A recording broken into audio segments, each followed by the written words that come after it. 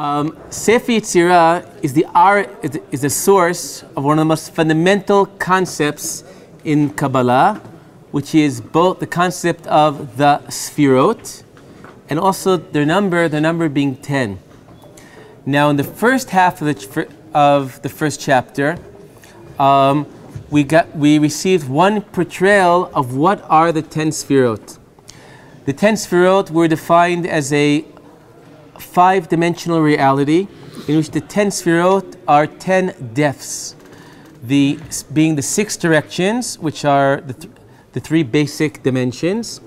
The dimension of time, one Sefirah being a omek reshit, a depth of beginning, and another omek achrit, a depth of end. And then finally a 5th dimension being good and evil, omek tov, omek ra, a depth of good, a depth of evil.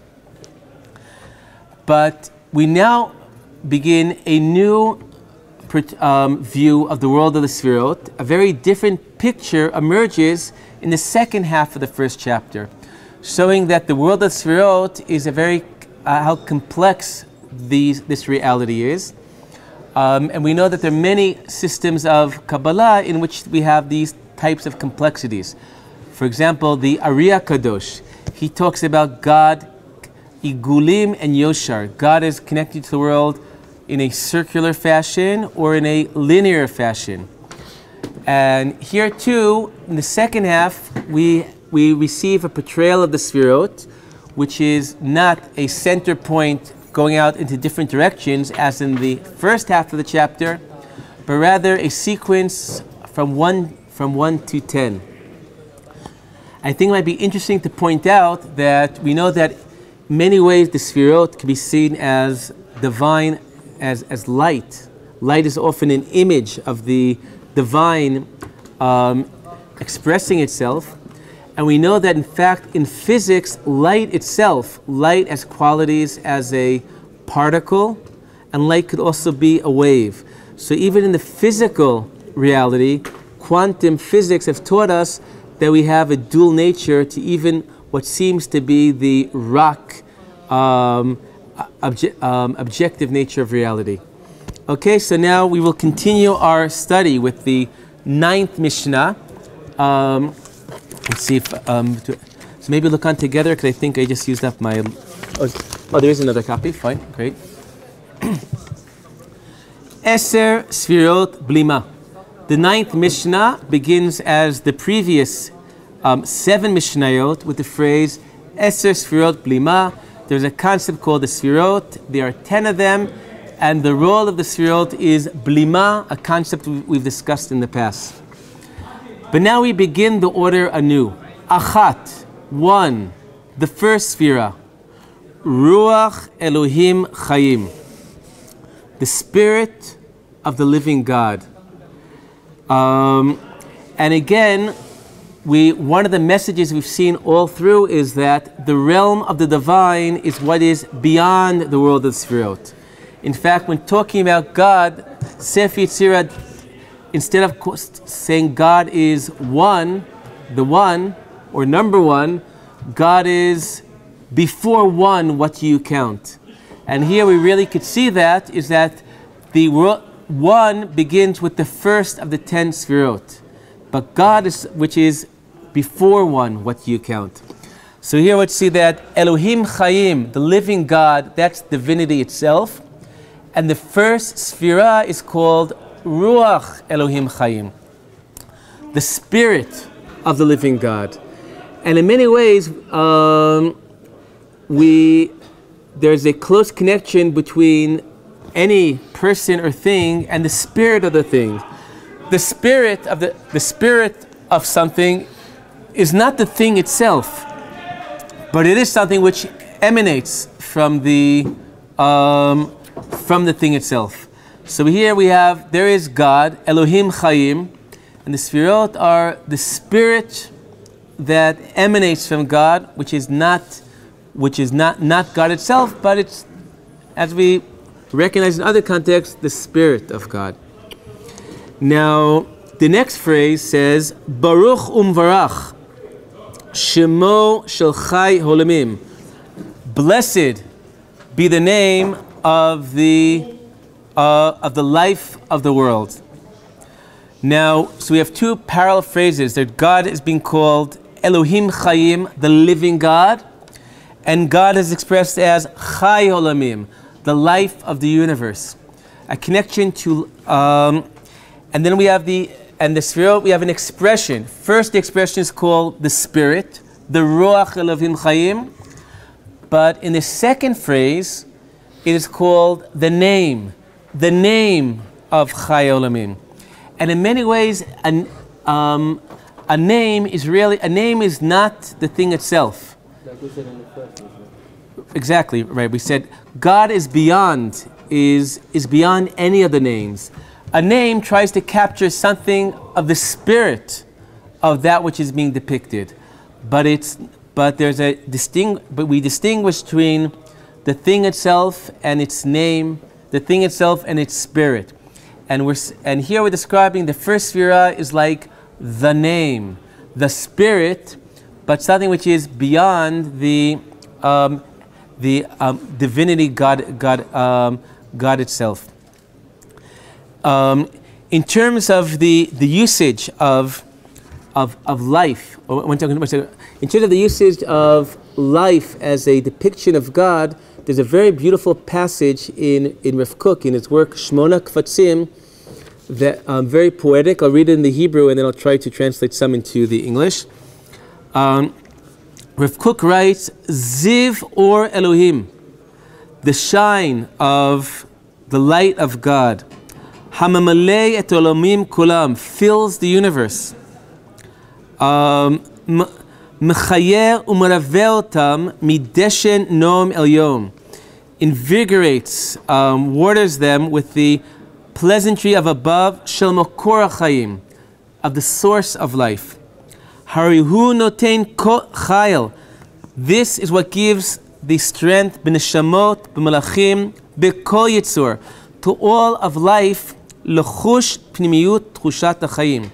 When we feel, we've touched life, we feel life. What is it we feel when our feeling of, I feel life itself? Rav Kook sees this as a life itself as an emanation of God. God is the source of all life. The living God, the life of the universe, is the source of life. And the shine of the light that comes out of the source of light is what gives us the feeling of life itself. So here again I feel it's apropos to this paragraph which talks of God as Elohim Chayim, Chai Olamim, from which emanates the Ruach, emanates the name as part of the process of the unfolding of creation. Rafi. What's the difference between the spirit of the Ruach of God and divinity? What's the difference? I can only think about it in some ways in the human analogies. There could be a person, you say, that the spirit of that person. The spirit of that person, it's his, the vibes he gives off almost, like his aura. The vibes, the aura. In some ways we know that when we talk about humanity, in the story of Gan Eden, by the creation of humanity, we say, Vipach be'apav nishmat chayim. God blows a soul into the nose, a soul of life. There too, that's an expression I feel of this ruach, of the spirit. It's not, we are at Tselem Elohim because the spirit of God, this breath of God has entered us. And of course we know that the choice of Ruach Elohim as being this primeval manifestation of the divine, of course, goes back to the very beginning of the story of the creation, that before the story of creation even begins, before the first day that God says, let there be light, we have the second verse of Bereshit saying, talking about Ruach Elohim merachefet al pnei tahom, about the Spirit of God floating over the void. Okay, now the Mishnah continues. Kol v'ruach v'dibur, voice spirit, and speech. Suddenly we see the word ruach gets a new meaning in this phrase. In English, breath and spirit are separate words.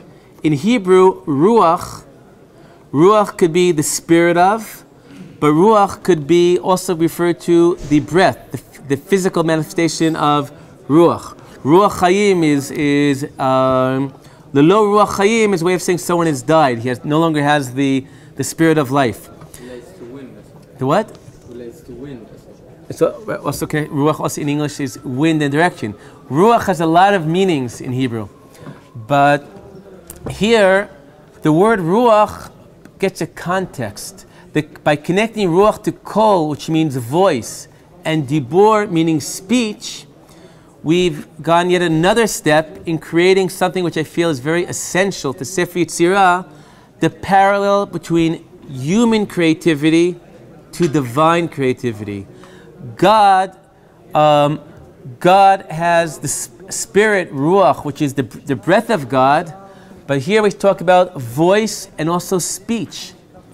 And this sets up as creation as being connected to speech, a major theme of Sefer Yetzira, which again creates a potential for allowing the human to parallel the divine, because humanity also, we have our ruach, our spirit, our breath, we have our voice, and we have our speech.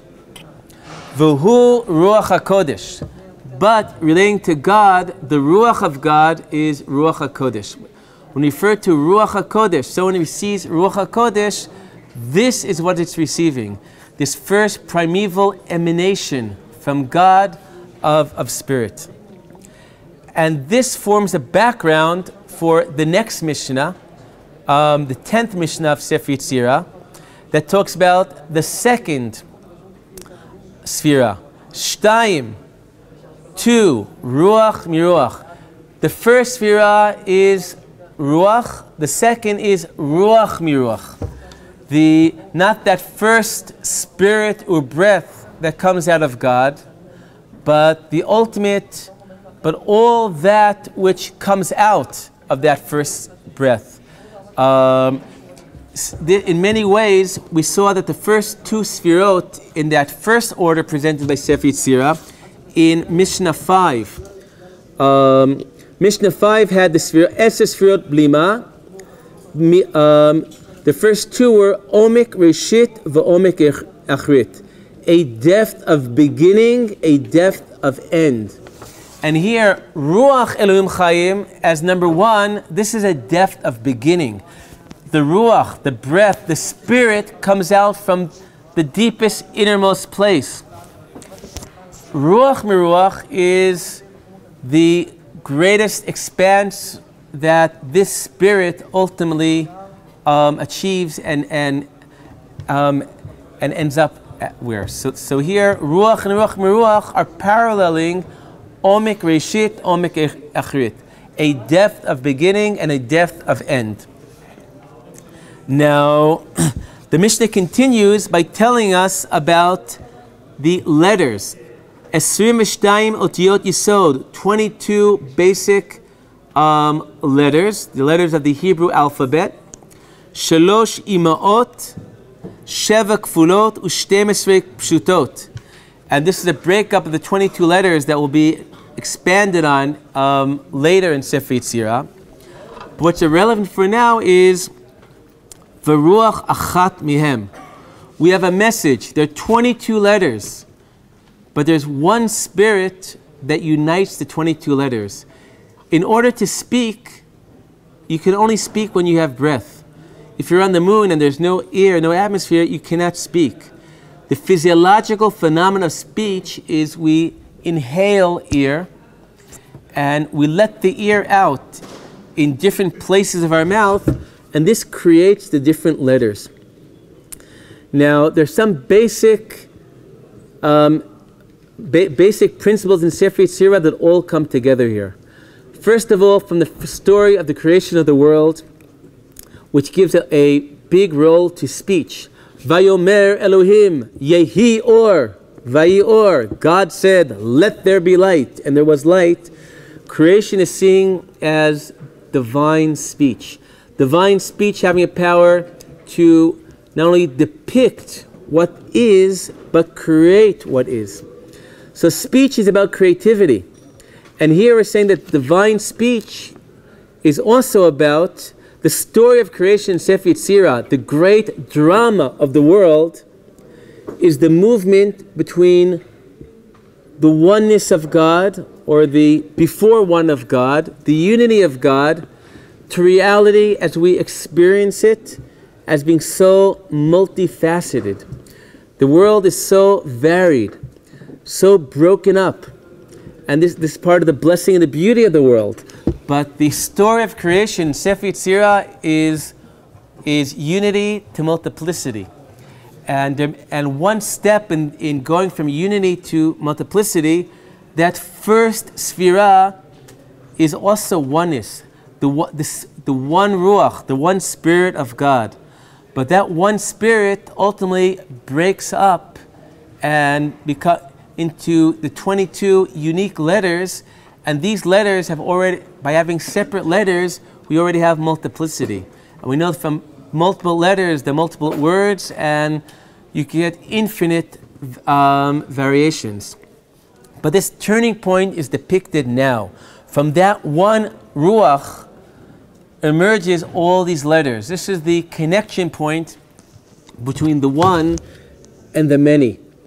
And again, this goes back to that physiological reality that we know, because it's true for humanity as well. We take in a breath, a fresh air, the ruach, the ear, the breath that we take in, we later emit that ear, and depending on where we stop our mouth, the letters are created. There are 22 different ways to create these letters.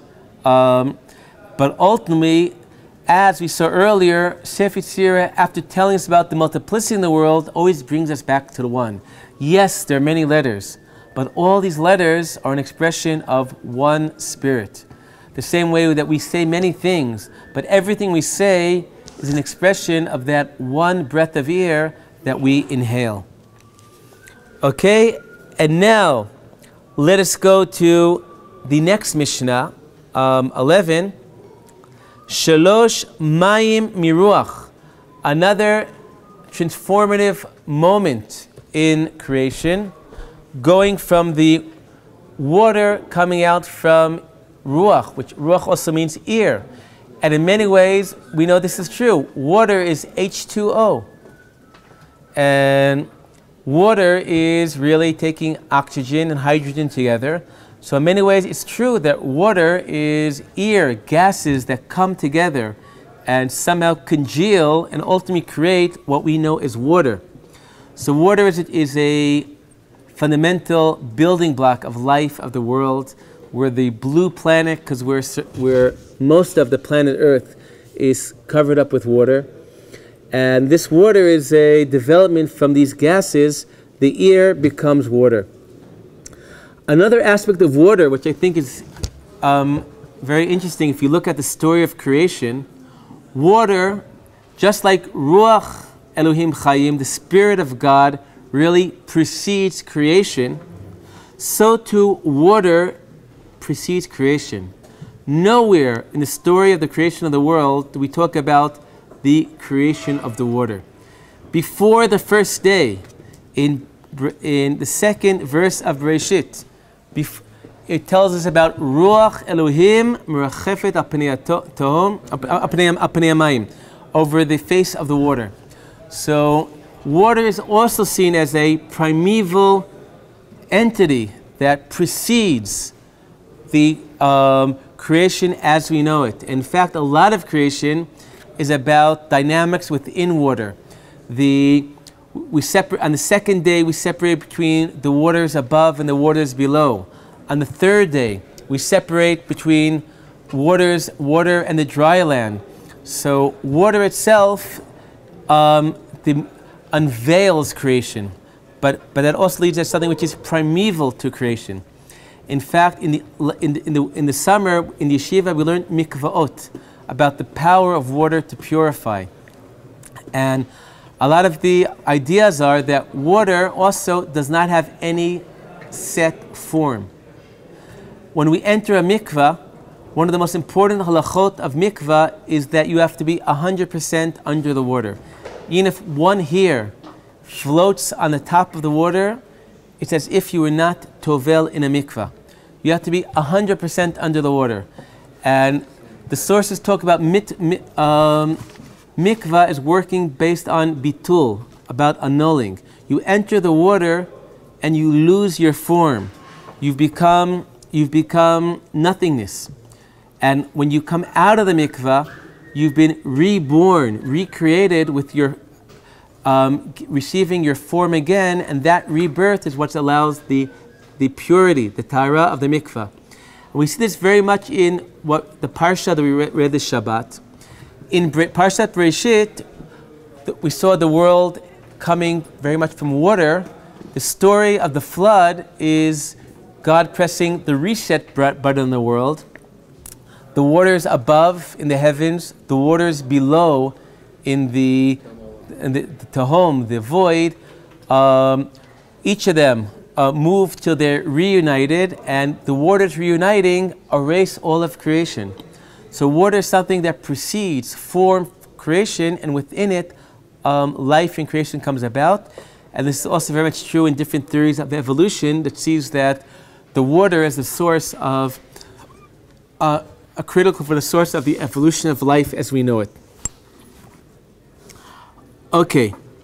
Chakak v'chatzav behem, engraved and carved out of them. Chaf bet otiyot, 22 letters. Mito uvo, out of the to uvo, the chaos.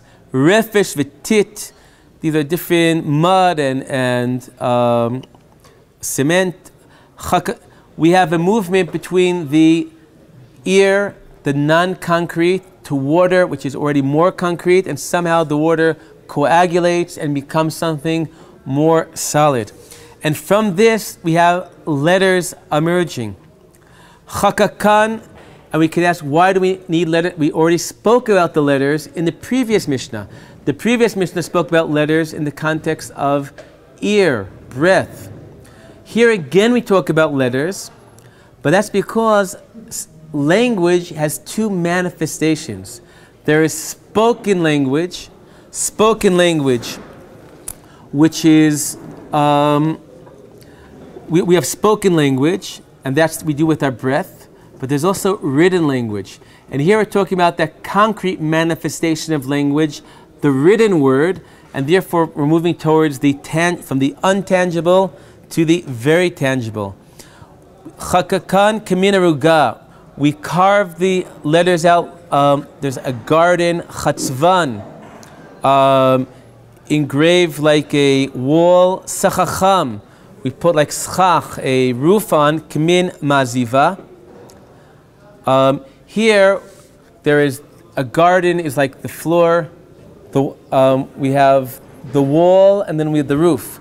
In fact, many letters in the Hebrew alphabet have the floor of the letter, like the letter bet has a floor on the bottom, then the letter has a line that goes up, and then there's some sort of a roof on the letter.